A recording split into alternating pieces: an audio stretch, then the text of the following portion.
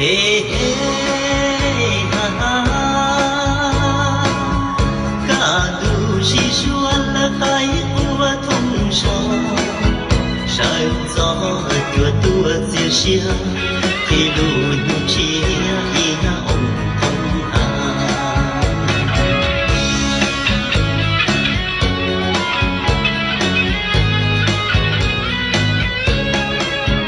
Hey, hey, ha, ha.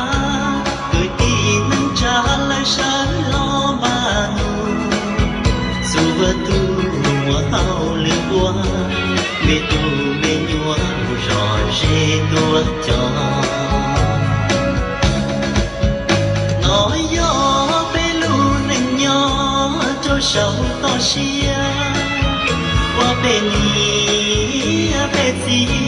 bỏ công giật dư tao chỉ muốn lo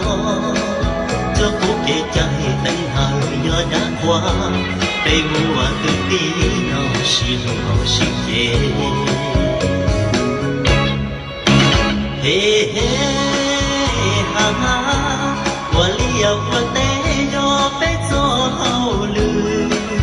để mù xì từ xì pha cho bóng lông lo mà lối sông lao tỏ sông chia.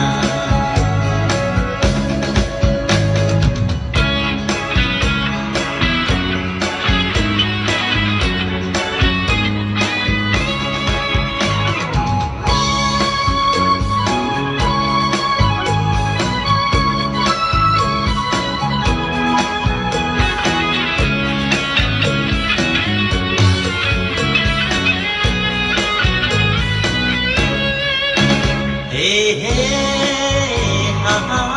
sông lầu vua ta sông chia vua tờ tua bên một tuần vua lòng và nó bé châu tôi đi xí sau ai đi hậu gió lu chia bé châu buồn câu con trâu xí dầu bò bò xua lên xua lưu yên lo dây xuân cho xua nhà nó lo do bê lù ninh to xia nó dây hình theo bê lù ninh nhỏ to xia nó dây hình theo bê lù ninh nhỏ to xia.